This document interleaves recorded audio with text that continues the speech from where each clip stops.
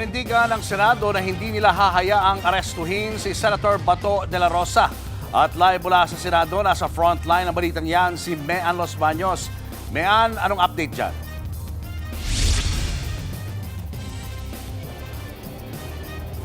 Okay, mga kapatid, makakausap natin live si Senate President Alan Peter Cayetano, nakakahalal lamang kanina lamang sa plenaryo. Sir, congratulations is in order, sir. To God's grace at magandang gabi po sa lahat ng ating kababayan. Sir, siguro yun munang surprise. Na-surprise po ang marami dahil throughout the weekend hanggang kanina wala pong umaamin na meron at sinasabi kulang po ang numero. How did you get the numbers? Well, matagal na kaming na medyo umaangal sa direksyon ng ating Senado, disagreements no sa policy. Pagkatapos tuwing makakabuo kami, parang may pananakot na huhulihin si Senator Bato. So actually this morning ko lang nalaman na malapit na siya. As of Saturday night, sabi niya hindi siya makakarating. So even yung mga kasama namin sa majority, nagulat na lang kanina, but through God's grace, nabuo yung 13. And I think perfect timing kasi na-prove din ni Senator Bato na yung threat sa kanya totoo. Kasi mismo sa loob ng Senado siya hinagod at hinabol, no? At gustong i-prevent na mag-attend siya. Before we go to Senator Bato, former Senate President Soto believes this has all to do with the impeachment. Meron nga The proof of the pudding is in the eating. So, bantayan nyo kami at saka nyo kami husgahan. Pero dun sa speech ko mismo ay sinabi ko na po, di ba, sa lahat na hindi po to, mali po na ang impeachment ay basta lang i-dismiss because of politics, pero mali din na bigla mo namang i-convict na walang ebidensya. May proseso to at malaking bahagi ang accountability ng ating konstitusyon. So I can say anything here, but in the end, bantayan niyo po ang magiging aksyon ng Senado, especially na today, gumalaw na po o ginampanan ng House ang kanilang tungkulin. Maraming nagtatanong kay Senate President Soto, sabi niya ang forthwith ay after may akit ng articles of impeachment, they're gonna convene the impeachment court kinabukasan. Yun din po ba ang forthwith sa inyo? Nilinaw niya sa akin ngayon na to convene but yung trial ay hindi agad-agad dahil may mga administrative processes. So ang kinukonsulta ko ngayon sa ating Senate Secretariat ay kung yung rules ay kailangan bang pag-usapan muli or i-adapt lang yung dati.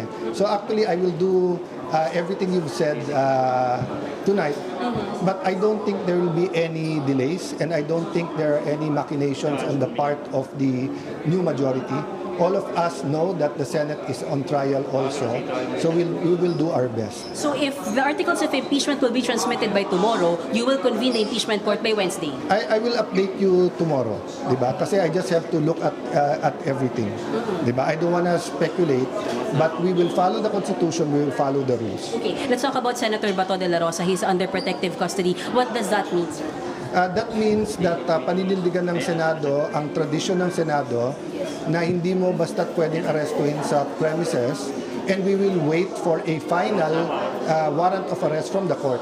So ang nangyari in the past, pagka na-exhaust lahat ng legal remedy at sinabi ng korte na valid ang warrant of arrest, in this case we want a valid court, a court of competent authority to validate that ICC warrant, then usually yung mismong senador na nagsusurrender. Before I turn you over to the studio, sir, so you will allow yung pag-serve ng ICC warrant pero hindi nyo iaalaw ang arrest kay Senator Bato? There's no reason not to accept, di ba, any subpoena, any filings, any pleadings. Having said that, you know, you cannot just use a piece of paper and then say yan na yon, hulihin na kita. And katulad nga nun, sabi namin, ano ba personality ni former Senator Trillanes? Siya ba'y sheriff ng ICC? Siya ba'y coordinator na ng Interpol? You know, you can't just show up here. Kitang-kita sa video, hinahabol si Senator Bato. I mean, may decency naman, di ba? Pwede naman mag-usap eh. So kung nakita namin everything's in order, why would we use the Senate for anything illegal? Sir, I think we have questions from the studio. Cheryl, Julius, are you there? Mean, gusto ko lang malaman mula kay Senator Cayetano kung kailan sila mamimili ng mga bagong chairman ng committee. Hi Julius, medyo long day lang at no one expected it to start and end this way, no? Only to God's grace. It was really very difficult to get the majority, but we will have a caucus tomorrow. Then kinausap ko rin sila Senator Soto, sila Senator Migs na kailangan mag-usap-usap din lahat. So far nag-cancel ng mga hearings except for yung Ways and Means and Energy dahil presyo ng kuryente. Yun ang hearing na matutuloy this week. But we expect everything to normalize next week. And tama-tama din naman kasi everyone needs time to study for the upcoming impeachment trial.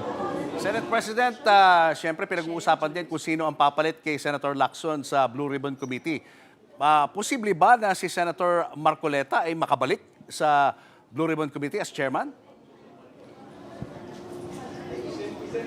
Anything is possible, but we all agreed that except for Senate President and Senate President pro tempore, pag-uusapan pa namin bukas. That's why even si Senator Joel, kasi actually, Julius, we were hoping 14 kami kanina 14 or 15. So, nung nagkabotohan, doon lang namin nalaman. So, doon pa lang namin titignan yung mga committees.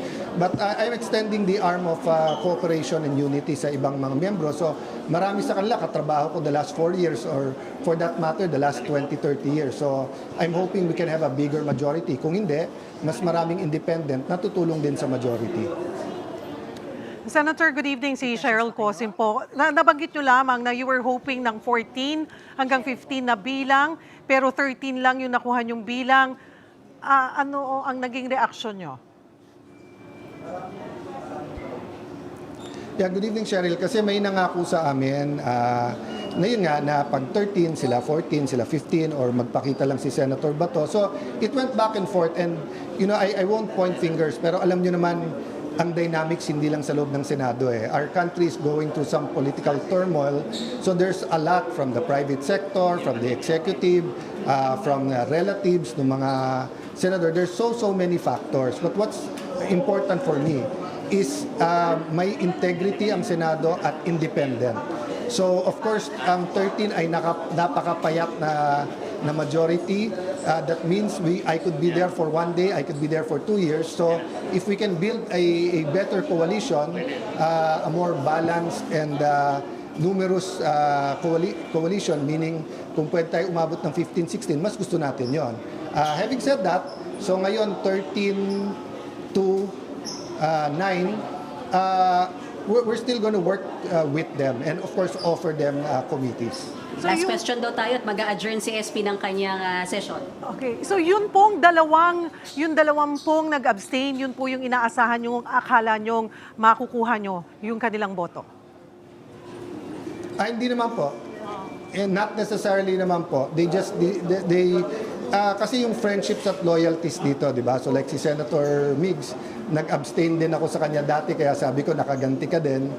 Si Senator JB was part of the leadership ni Senator Soto, was part of the leadership of Senator Migs, so hindi naman basta para lumipat. So there's a lot of dynamics, but we're going to be torn apart by, di ba, the issues on the impeachment, issues on ICC, but mas concerned kasi ako dun sa ekonomiya natin. I really think in the next 2-3 months, mas ramdam ng mas marami yung problema. Day 70 na yung Israel-US Iran war. So I really believe we have to come up with a working Senate. Pero sino po yung dalawang pangalan ng senador na yon? Sorry, Mayan. Pwede po bang malaman yung dalawang pangalan ng senador na yon? I want to give them some pride. Marami kasing pag-uusap and maaring mali lang rinig ko, mali lang yung pangako nila. So I was just saying as a fact, nung nabuo namin yung 13, akala namin 13 to 14 or 13 to 15. Siguro in the next few days magkwento tayo kung ano yung journey natin dito. But right now, we just wanna reorganize the Senate well. Definitely you will be working for more than 13 dapat, sir. Definitely. Okay. Maraming salamat, Senate President Alan Peter Cayetano. Thank you, sir. Thank you, sir. Thank you po. Congrats, sir. Thank you po. Okay. So, balik sa inyo dyan. Cheryl and Julius, si Senate President Alan Peter Cayetano. Balik sa inyo. Thank you, Mean Los Baños. Mga kapatid, Julius Babaw po. Para sa komprehensibo at makabuluhang balitaan at talakayan, mag-follow at mag-subscribe na sa social media pages ng News 5.